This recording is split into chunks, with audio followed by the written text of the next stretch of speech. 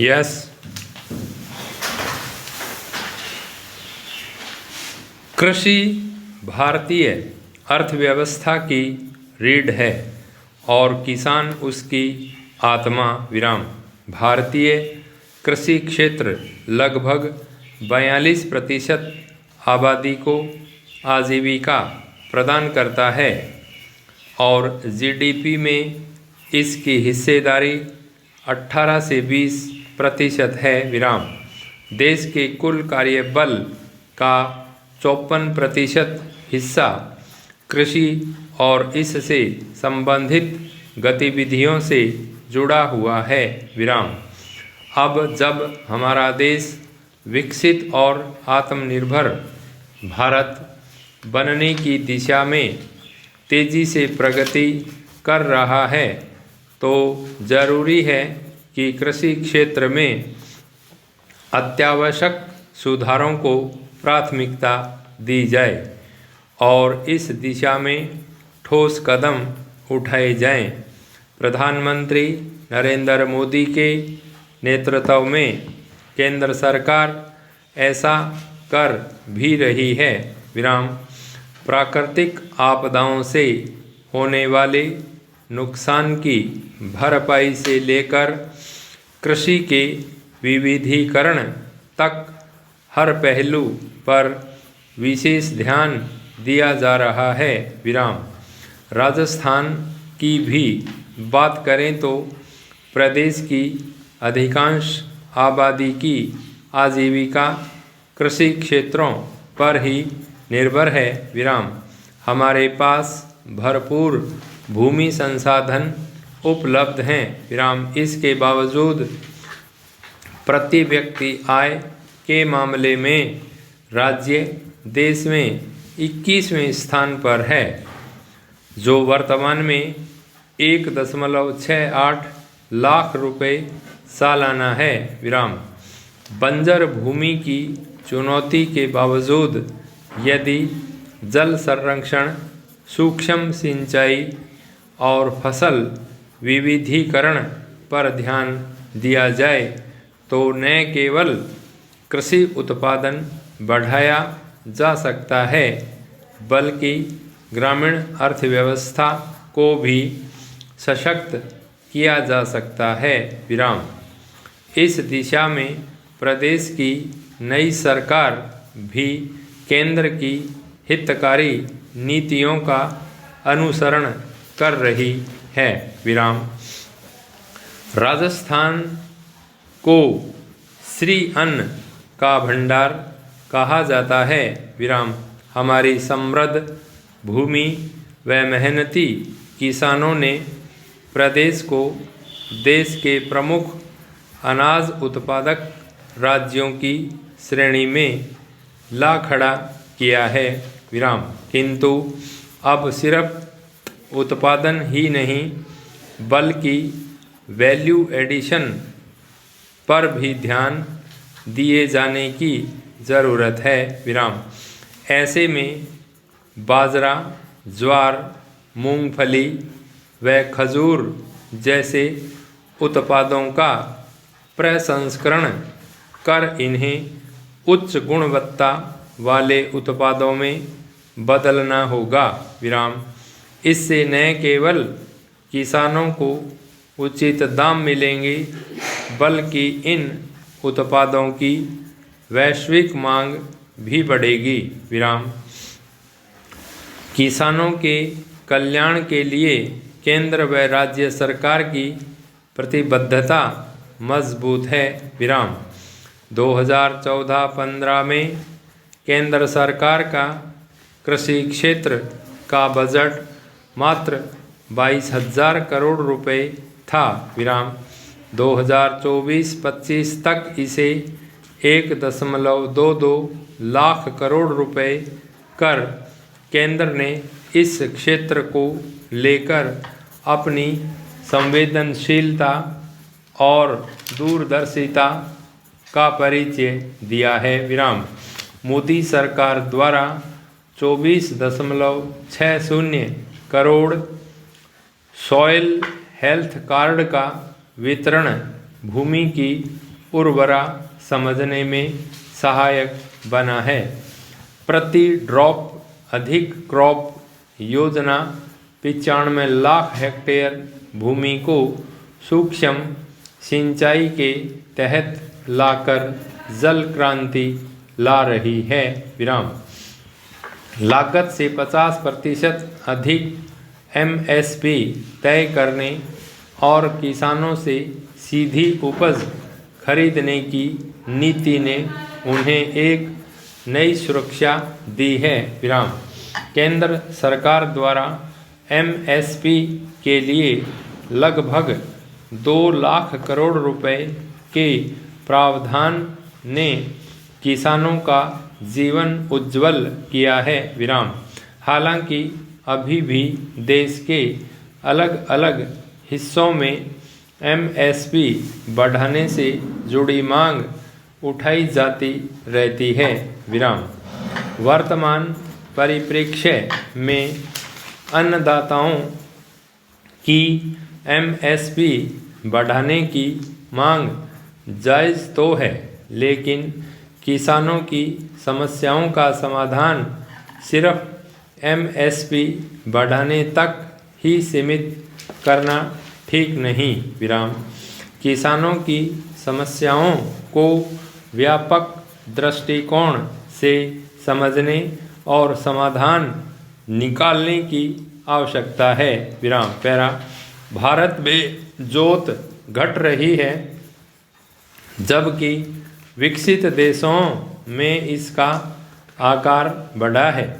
इससे उनकी खेती लाभकारी बनी हुई है। विराम। भारतीय किसानों को भी केवल MSP पर निर्भर रहने के बजाय फसल विविधीकरण, जल प्रबंधन, मशीनीकरण, नकदी फसलों और पशुपालन जैसे वैकल्पिक रोजगार की ओर बढ़ना होगा। विराम। खेती की उत्पादन लागत कम से कम हो और उत्पादकता भी बढ़े, इस ओर भी ध्यान दिए जाने की नितांत आवश्यकता है। विराम। ज़रूरी है कि कृषि क्षेत्र में बुनियादी संरचनात्मक बदलाव लाए जाएं तथा कृषि सिर्फ पारंपरिक तरीके से नहीं बल्कि आधुनिक तकनीकों व वैज्ञानिक दृष्टिकोण के साथ की जाए, ताकि कृषि उत्पादन बढ़ सके और किसानों को अपनी उपज का सही मूल्य मिल सके। विराम। इसके साथ साथ कृषि उपकरणों और संसाधनों तक बेहतर पहुंच, जल प्रबंधन की योजना, फसलों की विविधता और बाजार तक आसान पहुंच सुनिश्चित करना ज़रूरी है। साल का पहला दूसरा हफ्ता वैसे तो दिन वही, लेकिन एक अलग फीलिंग होती है। शायद इस साल कुछ अलग होगा, कुछ नया होगा। मैं मन लगाकर पढ़ाई करूँगी, मैं रोज़ जिम जाऊँगी, मैं सबके साथ हंसते मुस्कराते हुए बात करूँगी। हाँ, नया साल यानी कि नई शुरुआत, मगर 4 दिन के बाद बस वहीं के वहीं पाते हैं हम अपने आप को। विराम। कुछ नहीं बदला और बदलेगा भी कैसे, जब तन भारी और मन भी बदलने की चाह होते हुए अंदर से थके हुए हताश। विराम। तो कुछ ऐसी बातें याद दिलाना चाहती हूँ जो आपके नए साल को सचमुच नया बनाएंगी। मुंह के अंदर क्या जा रहा है, पुरानी कहावत है, जैसा अन्न वैसा मन। इस सिद्धांत को हम काफ़ी हद तक भूल चुके हैं। विराम। एक समय था जब घर में लोग ज़्यादा और खाने को कम होता था। विराम।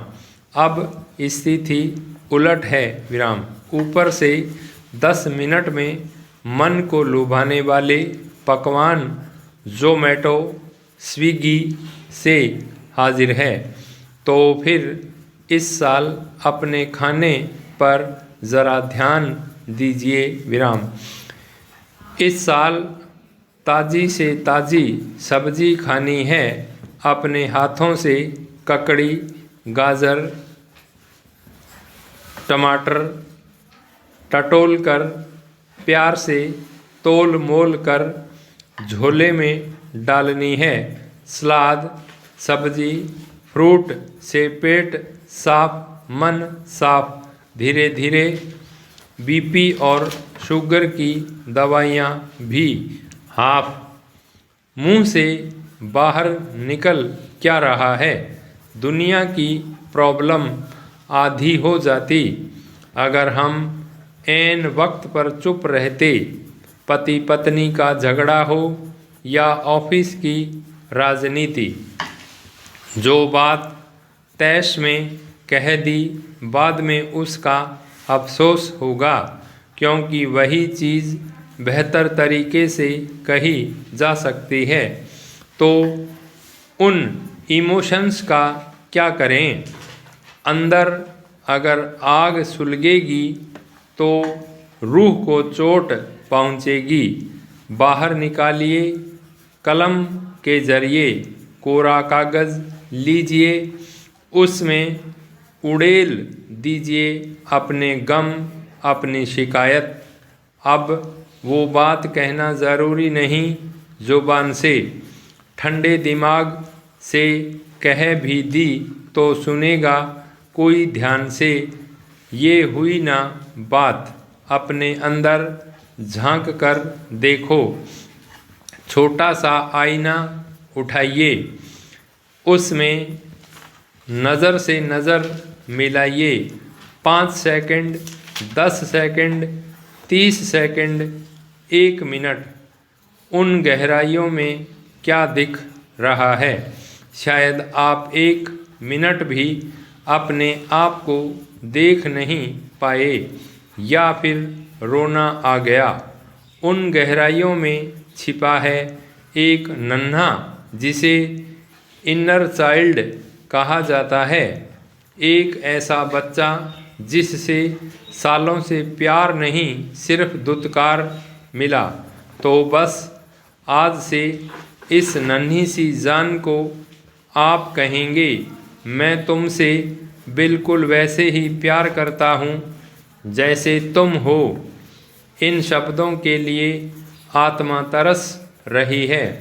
जैसे हो तुम वैसे सही हो। जिंदगी एक तोहफा है, उसे कबूल करो। आसपास घुलो मिलो। अकेलापन आज सबको काट रहा है, खासकर युवा पीढ़ी को। तो कॉलेज में लाते हैं अव्वल नंबर, मगर जब जॉब लगती है तो बेसिक कम्युनिकेशन नहीं आती। इसके लिए एक रामबाण रोज़ चुनो। एक इंसान, चाहे आप उसे जानते हो या नहीं, 2-4 मिनट कुछ बात करो तो सही। आज मौसम काफ़ी गर्म है, क्या दादी जी की तबीयत नरम है? हर कोई अपनी बात सुनाना चाहता है, तो खुश है जब सुनने वाला कोई आता है। इसके आगे क्या? हर साल हम सोचते हैं कैसे जिएंगे, लेकिन एक दिन तो सबको जाना ही है विराम। उस दिन के बारे में सोचना भी ज़रूरी है। कौन सी ऐसी चीज़ें हैं जो कल पर टाल रहे हो? इस साल वो कर डालो, चाहे बचपन की सहेली से मिलने का मन हो या मैराथन दौड़ने का। अब और इंतज़ार नहीं, पाई स्टॉप।